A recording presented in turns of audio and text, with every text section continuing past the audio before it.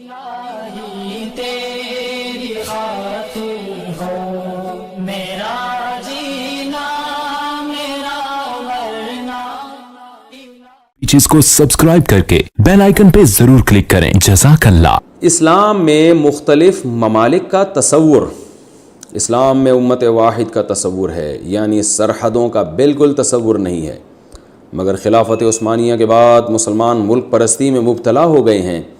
یہ ملک پرستی اسلام میں کہاں تک جائز ہے؟ عبدالرحیم صاحب انڈیا سے. یہ بات بالکل درست ہے کہ اسلام سرحدوں کو نہیں مانتا. اسلام میں صرف ایک سرحد ہوتی ہے، ایک دارالاسلام اور دارالکفر، تو اس کے علاوہ کوئی سرحد نہیں ہے اسلام میں. لیکن بدقسمتی کہ جب بنو امیہ کی خلافت کا خاتمہ ہوا تو اندلس میں الگ خلافت قائم ہوئی، بغداد میں الگ خلافت قائم ہوئی. کیونکہ علامہ ابن تیمیہ رحمہ اللہ نے ایک بڑی پیاری بات لکھی ہے کہ اسلامی دنیا میں جب بھی بغاوت ہوئی ہے، چاہے وہ بغاوت کرنے والے کتنے ہی نیک لوگ تھے اور جن حکمرانوں کے خلاف بغاوت ہوئی وہ کتنے ہی برے لوگ تھے، لیکن اس بغاوت کا انجام بہت بھیانک نکلا ہے. بجائے فائدے کے الٹے اور زیادہ نقصانات ہوئے.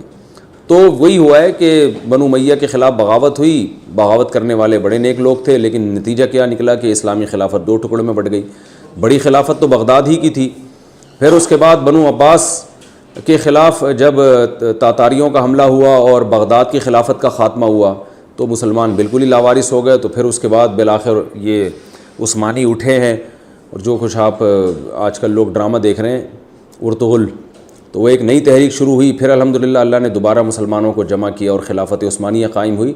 لیکن وہ بھی سارے مسلمانوں پر نہیں تھی. یہاں ہندوستان میں بہرحال مغلوں کی حکومت تھی، وہ ایک الگ حکومت تھی، لیکن وہ پھر بھی فخر کرتے تھے اپنے آپ کو خلافت عثمانیہ کا تابع کہہ کے.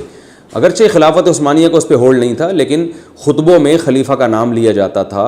اور خلیفہ کے جو خط ہے کہ یعنی جو پرمیشن لیٹر آپ کہہ سکتے ہیں کہ پرمیشن خلیفہ کی طرف سے کہ بھئی آپ یہاں حکومت کر سکتے ہیں، اس پر مسلمان بادشاہ فخر کیا کرتے تھے. یعنی کسی حد تک اس خلیفہ کو مانا جاتا تھا، چاہے پورا نہ مانا جائے.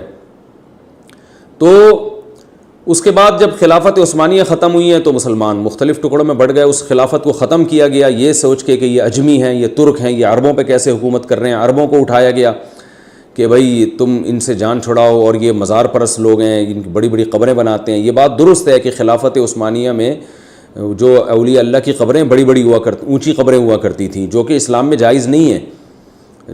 مکہ مدینہ میں بھی قبریں بہت اونچی اونچی تھیں، صحابہ کرام کی پکی قبریں تھیں، لیکن شرک نہیں تھا.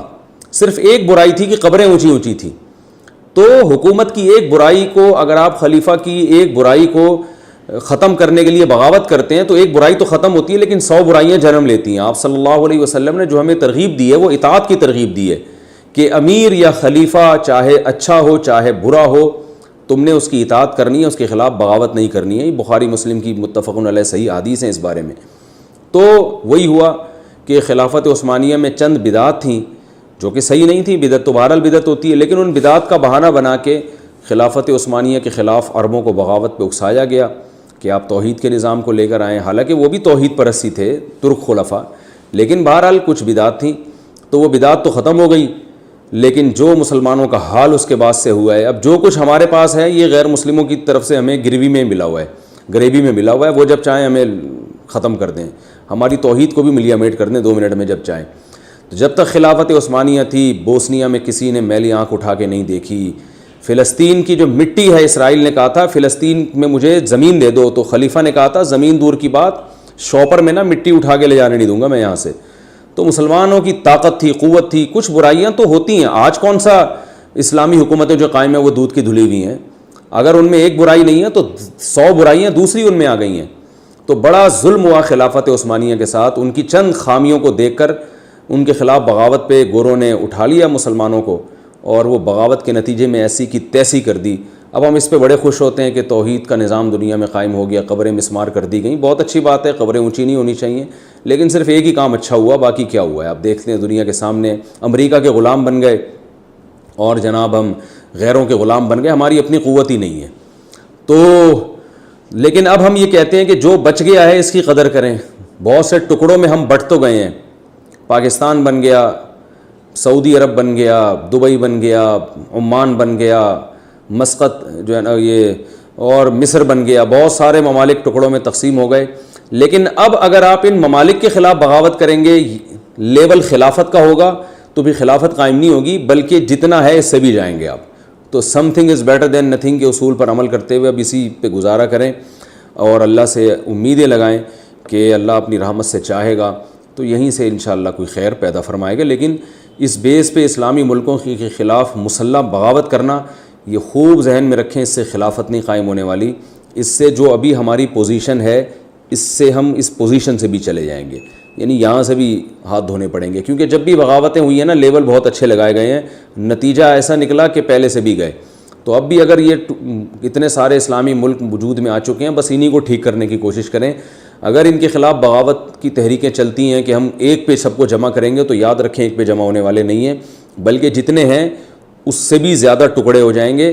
اور یہ جو اسلامی ملکوں میں مسلح تحریکیں, مسلح کی بات کر رہا ہوں میں, ویسے آپ اگر تبلیغ کے عنوان سے یا کسی اور طرح سے قانون کی روشنی میں اگر آپ آئین کے اندر رہتے ہوئے, جیسے طیب اردگان نے کیا ہے, طیب اردگان نے بغاوت کا راستہ اختیار نہیں کیا, اس نے ایک لانگ ٹرم پالیسی بنائی طیب اردگان نے, اور اس نے کہا اور طیب اردگان کی پالیسی نہیں ہے, یہ تو اس کے اساتذہ اور مشائخ کی پالیسی ہے جو خلافت عثمانیہ جب ختم ہوئی تھی نا, اسی وقت سے انہوں نے شروع کر دی تھی, اور آج اس کے نتائج الحمدللہ ظاہر ہو رہے ہیں. یہ ارطغرل ڈرامہ بھی اسی کی سیریز میں سے ایک جو ہے نا, اس کی پالیسیوں میں سے ایک پالیسی ہے کہ لوگوں میں اویئرنیس پیدا کرنا. تو اس طرح سے انقلاب دیر سے آتا ہے مگر پائیدار ہوتا ہے.